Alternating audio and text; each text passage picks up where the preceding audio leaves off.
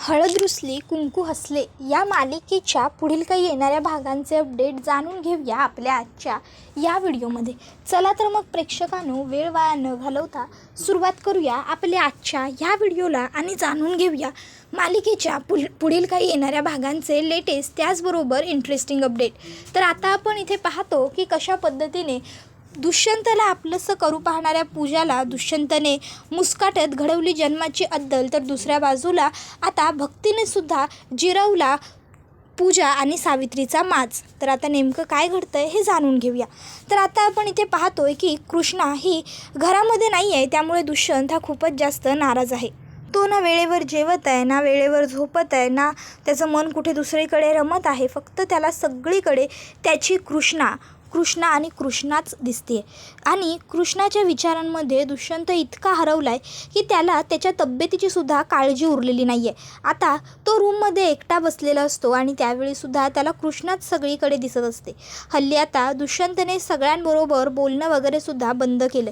दुष्यंत एकटा राहू लागला आहे. कृष्णाला कसं मनवायचं, काय करायचं या विचारांमध्ये रमू लागला आहे. बाळजाबाईंनी त्याला समजवण्याचा खूप प्रयत्न केलेला असतो की हे बघ दुष्यंता, अरे त्या पोरीनं जर आता तिचा मार्ग निवडला असेल तर आपण तिच्यावरती जोर जबरदस्ती करून, तिला बळजबरी करून या घरामध्ये नांदवायला प्रयत्न करणं हे सगळं चुकीचं आहे रे.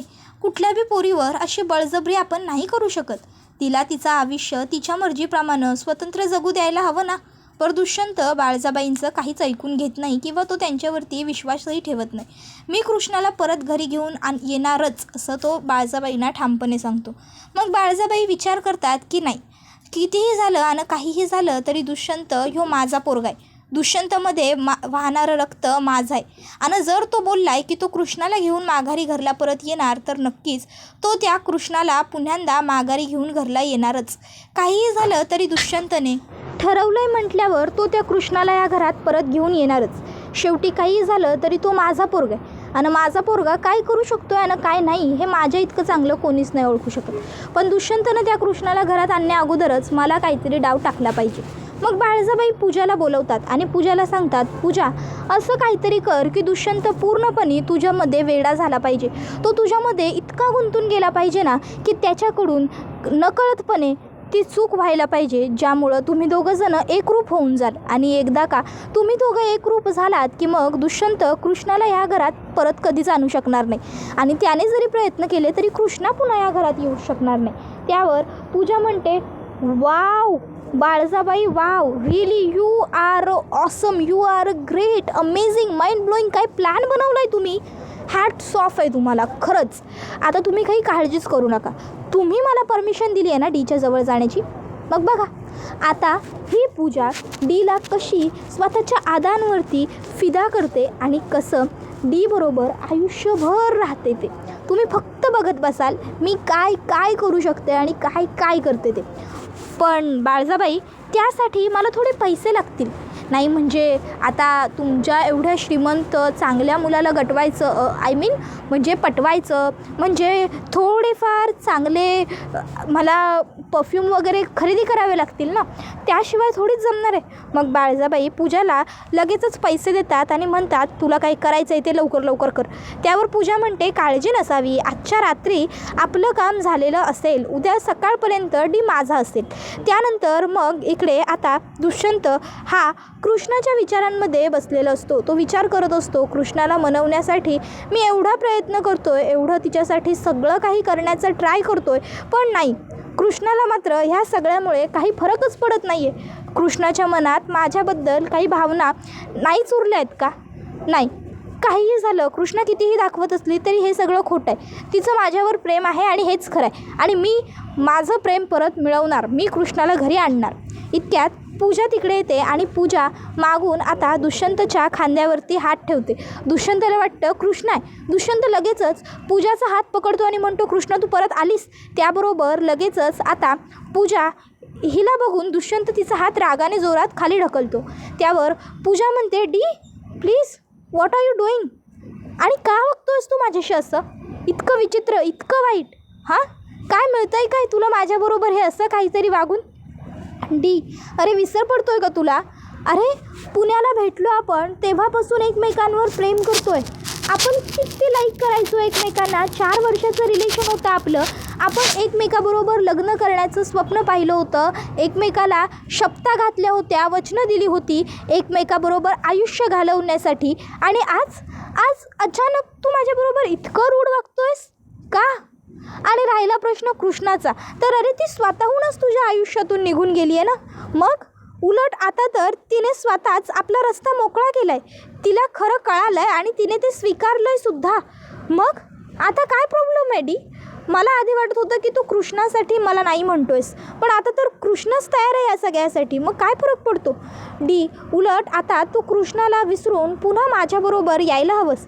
हे सगळं एक वाईट स्वप्न होतं असं समज ना, आणि विसरून जा सगळं. आपण नवीन आयुष्याची नवीन सुरुवात करूया.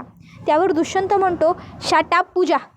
आणि मग तो म्हणतो, तुला असं नाही करणार, ये इकडे. आणि मग तो पूजाच्या हाताला धरतो आणि पूजाला जोरात खेचत खाली घेऊन येतो. त्याबरोबर पूजा ओरडत असते, डी काय करतोयस, डी सोड, डी सोड. आणि तिच्या या आवाजाने आता सगळे लोक घरातली हॉलमध्ये जमा होतात. दुष्यंत सगळ्यांच्या समोरच पूजाच्या एक खणखणावून मुस्काटात लगावून देतो. हे बघून आता सगळ्यांचेच डोळे उघडेच्या उघडेच राहतात की दुष्यंत हे काय करतोय. चक्क दुष्यंतने पूजावर हात उगारला. तर दुष्यंत पूजाला म्हणत असतो, हेच करायला हवं होतं मी, पण खूप आधी. लाज नाही वाटत आहे तुला पूजा? हां, अगं ज्या बहिणीने तुझ्यासाठी स्वतःच्या संसाराची आहुती देण्याची तयारी दर्शवली, त्या बहिणीचा संसार मोडायचा प्रयत्न करतेस, तिला उद्ध्वस्त करण्याचा प्रयत्न करतेस. ज्या कृष्णाने लहानपणापासून आत्तापर्यंत फक्त तुझ्या भल्याचा विचार केला, तुला शाळेत जाता यावं, तुझं शिक्षण पूर्ण व्हावं, तुमच्या वडिलांचं कर्ज फेडता यावं, तुमच्या वडिलांचं स्वप्न होतं विहिरीला पाणी लागावं, हे सगळं पूर्ण करावं, यासाठी तिने स्वतः शिक्षणही घेतलं नाही, स्वतःच्या भविष्याचा, स्वतःच्या फ्युचरचा विचार नाही केला. आणि त्या कृष्णाचा संसार तू उद्ध्वस्त करण्याचा प्रयत्न करतेस. आणि कृष्णावर माझं जे प्रेम आहे ना, ते खरं आहे. तुझ्यासोबत जे होतं ना, ते फक्त एक अट्रॅक्शन होतं, कळलं? त्यामुळे उगाचच्या उगाच स्वतःला माझ्या गळ्यात बांधण्याचा प्रयत्न बिलकुलच करू नकोस. आणि तुला त्या कृष्णाने जेव्हा तुझी स्मृती गेली होती तेव्हा इतकं जपलं, इतकं सांभाळलं, इतकी काळजी घेतली. आणि तू काय करतेस, जेव्हा आज तिला तुझी गरज आहे बहीण म्हणून, तू तिच्यासोबत असायला हवंस, त्यावेळी तू इथे तिच्याच नवऱ्याला स्वतःच्या जाळ्यात ओढण्याचा प्रयत्न करतेस. त्याबरोबर मग बाळजाबाई लगेचच दुष्यंतावरती आवाज चढवत म्हणतात, दुष्यंता, अरे काय चाललं हे समजा तुझं? आणि ही कुठली भाषा आहे? अरे त्या तुझ्या मेवणीबाई आहेत आणि तुझ्या सासूबरोबर मेवणीबरोबर हे असं कोणी वागतं होय? अरे सासूसमोर तू तुझ्या मेवणीशी हे असं बोलतोयस, त्यांना काय वाटेल? काय संस्कार केलेत रांगडे पाटलांचे तुझ्यावरती? रांगडे पाटलांची हे अशी पद्धत असते होय? त्याबरोबर लगेचच सावित्रीसुद्धा म्हणते, अहो दुष्यंत सरकार, काय चाललं आहे काय तुमचं? अहो जावई बापू, माझी पूजी तर तुम्हाला आधार देण्यासाठी, तुम्हाला धीर देण्यासाठी तुमच्या खोलीत आली होती. अहो तुम्ही लहान नाही, काय म्हणतात ते, लहान नाही काय, अहो ते बेस्ट फ्रेंड तर राहिलंच असाल ना आता. आणि तुम्हीच माझ्या पूजीवर प्रेम केलं होतं ना, मग आता हे समजा काय आहे? त्याबरोबर दुष्यंत म्हणतो, गो बरोबर बोललात, मी प्रेम केलं होतं, प्रेम करत आहे असं नाही म्हणत आहे. ज्या दिवशी मी कृष्णाबरोबर अग्निभोवती फेरे घेतले ना, त्याच दिवशी पूजाबद्दलच्या सगळ्या भावना मी त्या आगीमध्ये जाळून टाकल्या. आणि आता माझ्या मनात फक्त आणि फक्त कृष्ण आहे. कृष्णाव्यतिरिक्त माझ्या मनात दुसरं कोणही नाही आहे आणि मी दुसऱ्या कोणाचा विचारही करू शकत नाही. समजलं ना?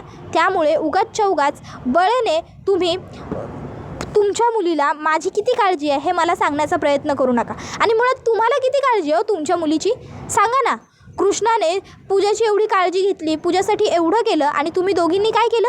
तुम्ही दोघींनी जेव्हा कृष्णाला तुमची सगळ्यात जास्त गरज आहे तेव्हा तिच्याकडे डोकवून सुद्धा बघितलेलं नाही आहे. तुम्ही दोघी इथे आरामात मस्त मजा मारताय. जर इथे कृष्णाच नाही आहे तर तुम्ही दोघी इथे राहताय, त्याचा काय उपयोग?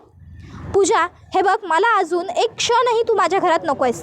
हे सगळं जे घडलं आहे ना, ते तुझ्यामुळे घडलं आहे. तू जबाबदार आहेस माझा आणि माझ्या बायकोचा सुखी संसार उद्ध्वस्त करण्याला. त्यामुळे आता गुपचूप स्वतःचं सगळं सामान गुंडाळायचं आणि रांगडे पाटलांच्या घराच्या बाहेर निघून जायचं, समजलं?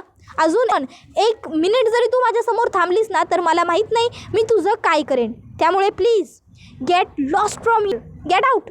आता दुष्यंतने हे जे काही त्याचं रौद्ररूप दाखवलेलं असतं ते बघून सगळ्यांनाच खूप मोठा धक्का बसतो. दुष्यंत आता सगळ्यांना ओरडून सांगत असतो, आणि तुम्ही बाकीचे सगळे, तुम्ही सगळ्यांनीही कान देऊन ऐका. माझं प्रेम फक्त कृष्णावर आहे. कृष्णाव्यतिरिक्त मी कुठल्याही मुलीचा विचार करू शकत नाही.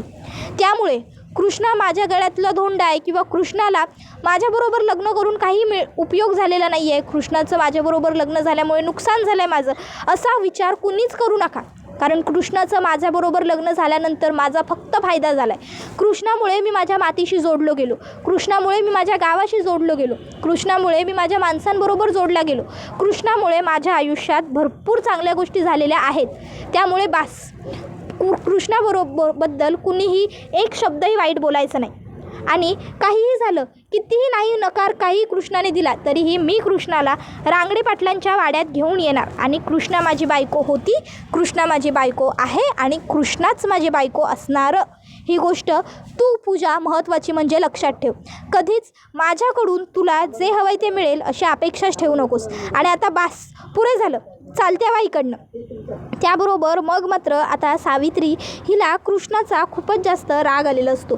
पण आता खोटं खोटं चांगलं बोलत दुष्यंतला ती म्हणते, दुष्यंत सरकार, तुम्हासनी जर वाटायलं की आम्ही इथं नको थांबायला तर आम्ही जातो. नाही, तसं बी तुम्ही म्हणाला असा ते बरोबरच आहे. हे कृष्णीचं सासर आहे, इथं आम्ही नगच राहिला. आम्हासनी वाटलं होतं की आम्ही इथं हक्कानं थांबू शकतो आहे, आमच्या जावयाचं घर आहे. मला वाटलं जावई ह्यो लेकासारखा असतो आहे म्हणून मी इथं हक्कानं थांबत होतो. पण जर तुम्हासनीच म्या तुमच्या आईप्रमाणे वाटत नाही तर मग म्या तरी काय करू. पूजे, चल बाई चल, आपण आपलं सामान बांधू आणि निघू. सावित्रीला वाटलेलं असतं की दुष्यंत तिला थांबवेल, पण दुष्यंत काही तिला थांबवत नाही. त्यानंतर मग पूजा आणि सावित्री दोघीही जणी तिकडनं निघतात आणि पुन्हा एकदा त्यांच्या घरी येतात. आता घरी आल्यानंतर डीने ह्या कृष्णामुळे मला नाकारलं ह्या गोष्टीचा पूजाला खूप राग असतो. पूजा आता घरात येऊन सामान तिच्या हातातलं जोरात खाली जमिनीवरती आपटते. कृष्णा म्हणते, अगं पूजे हे काय? त्यावर पूजा म्हणते, गप, एकदम गप्पा, तोंडातनं एक अक्षर सुद्धा बाहेर काढू नकोस. कृष्णा, आजपर्यंत ना तुझ्यामुळे माझ्या आयुष्यात फक्त नुकसान होत आलं आहे आणि फक्त नुकसान. कधी पोट भरणार आहे गं तुझं माझं नुकसान करून? हां, लहानपणापासून आजपर्यंत फक्त माझा छळ करत आली आहेस तू, फक्त छळ. तुझ्यामुळे माझे बाबा माझ्यापासून हिरावून गेले, तुझ्यामुळं माझं प्रेम माझ्यापासून हिरावून गेलं. त्याबरोबर आता हे सगळं भक्ती ऐकते आणि भक्ती म्हणते, काय म्हणलीस? हिच्यामुळं तुझं प्रेम हिरावलं? लाज वाटली पाहिजे पूजे तुला हे समज बोलताना. अगं, उलट तुझं आणि दुष्यंतदाजींचं समज व्यवस्थित व्हावं, तुला तुझं प्रेम घावावं का नाही म्हणून कृष्णीनं सौताला त्रास करून घ्यायचं ठरवलं आहे. म्हणून कृष्णी इकडं राहायला आली आहे, कळलं ना तुला? आणि त्या तसल्या बहिणीला तू म्हणायलास की तिनं तुझं प्रेम हिसकावून घेतलं म्हणून. उलट तू तिच्या संसारात इश्क घालवण्याचा प्रयत्न केला आहेस पूजे, समजलं ना तुला? बघ कृष्णे बघ, लई कणव होता ना तुला तुझ्या या बहिणीचा. लई वाटायचं ना तुला की तुझी बहन तुझी बहन तुझी बहन, पण आज कळली कायची लायकी तुला. अगं, ही ना राक्षसाच्या मनाची आहे, राक्षस भी बरं. अगं, दगडाच्या काळजाची आहे, दगडाच्या काळजाची. एक येळी दगडाला बी पाजर फुटू शकतोय, पण पूजीला ना आईला नाही. अगं, आल्या आल्या तिची चौकशी करायची सोडून, तुला बरं वाटायलं का नाही हे विचारायचं सोडून, बघितलंच ना काय बोलल्या आहेत त्या दोघी पण. आणि आता ना बास कृष्णे, तू ना दुष्यंतदाजींकडे निघून जा. अगं, एका बाजूला ते दुष्यंतदाजी जे तुझ्यावर एवढं प्रेम करतायत, तुझी काळजी करतायत, तुझी वाट बघतायत घरला, आणि दुसऱ्या बाजूला ही पूजा जिच्यासाठी तू तुझ्या संसाराची, तुझ्या आयुष्याची, तुझ्या भविष्याची, तुझ्या प्रेमाची राख रांगोळी करायला निघाल्यास तिलाच तुझी पर्वा नाही आहे. त्याबरोबर मग मात्र आता पूजा गप्प बसते आणि शांत होते. त्यानंतर मग ती गुपचूप खोलीत निघून जाते. आता सावित्रीसुद्धा तिच्या मागोमाग खोलीत येते. मग पूजा सावित्रीला सांगते, आई शांत हो, आपल्याला असा रागराग करून त्रागा करून नाही चालणार. कारण जर खरोखर आपण कृष्णाबरोबर वाईट वागतोय हे कृष्णाला जाणवलं आणि कृष्णा आपलं घर सोडून पुन्हा एकदा डीच्या घरी जायला निघाली ना, तर आपल्यासाठी हे खूपच जास्त अनफेअर ठरेल. काहीही झालं तरी कृष्णाने पुन्हा कधीच डीच्या घरी जाता कामा नये आणि त्यासाठी आपल्याला त्या कृष्णाबरोबर खोटं खोटं का होईना पण चांगलं वागण्याचं नाटक करावंच लागणार आहे. समजलं ना तुला? त्यावर सावित्री म्हणते, होय पूजे, बरोबर बोलायलास तू. नाहीतर त्या कृष्णीला बाहेर घालवण्यासाठी तू जी काही मेहनत केली आहेस का नाही पिला, ती समधी पाण्यात जाईल बघ. ठीक आहे, मी त्या कृष्णीबरोबर चांगली वागण्याचा नाटक करीन. आणि मग आता लगेचच सावित्री ही डोळ्यात खोटं खोटं पाणी आणते आणि कृष्णाकडे येते. आणि मग बसलेल्या कृष्णाच्या डोक्यावरून हात फिरवत सावित्री म्हणते, ए पोल, चिडलीस काय ग आईवर? हां, रागवलीस काय ग? कृष्णे, ए बाळा, मला माफ कर ग. नाही म्हणजे म्या मगाच्याला पूजीला काही बोललो नाही, म्या समजा शांतपणे ऐकून घेतलं. अगं सध्या तिची परिस्थिती बरोबर नाही गं, तिला बरं नाही आहे, त्यामुळं ते असलं काहीतरी बरळत असते. आणि डॉक्टरांनी सांगितलं ना तिला काही बोलू नका, समजा तिच्या मनाप्रमाणे घडवा म्हणून, त्यामुळं मी काही बोललो नाही गं. पण खरं सांगतो गं कृष्णे, मलाशी पूजा आहे तशीच तू बी आहेस की. माझं जसं तिच्यावर प्रेम आहे तसंच तुझ्यावर बी आहे गं. आई आपलं प्रेम कधीच आपल्या लेकराला दाखवत नाही, पण याचा अर्थ असा नसतोय की आईचं लेकरावरती प्रेम नसतं किंवा लेकरावर जीव नसतो. अगं तुला लहानाचं ह्या हाताने मोठं केलं आहे मी, लहानाचं वाढवलं आहे तुला, मग तुझ्यावर जीव नसेल तर कुणावर असेल गं. मला जशी भक्ती, जशी पूजी, तशीच तू बी आहेस गं पिल्ला. खरंच मी खरं बोलायलो पिल्ला बोललो तर तुला आश्चर्य वाटलं असेल ना गं. आज पावतर ही हाक मी फक्त पूजीला मारायची, पण अगं माझ्यासाठी जितकी महत्त्वाची पूजा आहे ना तितकीच महत्त्वाची तू बी आहेस गं पोरी. फक्त म्या कधी दाखवत नव्हतं. तुला जायचं नाही ना रांगडे पाटलांच्या घरला, काही हरकत नाही, तू इथंच राहा. तुझी कायमची काळजी घ्यायला तुझी ही आई खंबीर आहे बघ. त्याबरोबर हे ऐकून कृष्णाला खूप म्हणजे खूपच बरं वाटतं. आणि कृष्णा आता सावित्रीला घट्ट मिठी मारते आणि म्हणते, आहे खरंच आहे, तुला ठावं नाही, तू एवढं बोलल्यास नवं यानं मला केवढा आधार वाटायला आहे आणि मला केवढं सुख मिळालं आहे. तू अशीच फक्त कायम माझ्याबरोबर राहा. तुझे शब्द असेच माझ्याबरोबर असू दे, तुझा आशीर्वाद माझ्या पाठीशी असू दे. मग बघ म्या कशी लागलीच बरी होतो आणि पुण्यांदा कामाला लागतो ते. आहे तुझा माझ्यावर विश्वास आहे, तुझं माझ्यावर प्रेम आहे नवं, एवढंच माझ्यासाठी खूप झालं. आणि मगाच्याला पूजा जे काही बोलली का नाही त्याचं मी काही वाईट वाटून नाही गं घेतलं. आणि ती मुळात कुठं चुकीचं किंवा खोटं बोलल्या गं, खरंच तर बोलली ती. म्या खरोखर तिचं प्रेम हिसकावून घेतलंच की. मग तिकडे पूजा येते आणि पूजा म्हणते, नाही गं कृष्णा नाही, तू माझं प्रेम नाही हिसकावून घेतलंस, उलट मीच तुझ्या सुखी संसारात विष कालवलं. माझ्यामुळे तुला खरं सत्य समजलं. जर तुला सत्य कधी समजलंच नसतं तर तू आणि डी कधी वेगळे झालाच नसता. त्या दिवशी मला सगळं काही आठवलं आणि मी डीला सगळं काही सांगत होते. मला खरंच माफ कर कृष्णा, माझ्यामुळे तुझा संसार उद्ध्वस्त होतो. पण कृष्णा माझी अशी इच्छा नाही गं तुझ्या संसाराची राख रांगोळी व्हावी, खरंच. पण जर तू स्वतः निर्णय घेतलायस ना की दुष्यंत बरोबर नाही राहायचं तर काही हरकत नाही, तू राहा ना इथे आपल्या घरी, मी आहे ना, मी पण तुझी काळजी घेईन, आम्ही दोघी मिळून तुझी काळजी घेऊ कृष्णा. त्यावर कृष्णा म्हणते, अगं पूजे गप आणि डोळ्यात पाणी कशा पायी आणायलास. आणि उलट मला खरं कळलं ते बरंच झालं नवं एका अर्थी. त्यामुळंच तर तू आणि दुष्यंत सरकार आता पुण्यांदा एक येऊ शकाल नवं. जर म्या हा निर्णय घेतला नसता तर दुष्यंत सरकार यांनी मला बायकोचे हक्क दिले असते, बायकोप्रमाणे वागवलं बी असतं, पण माझ्यावर प्रेम नसतं केलं, कारण त्यांच्या मनात कायम तूच राहून गेली असतीस नवं.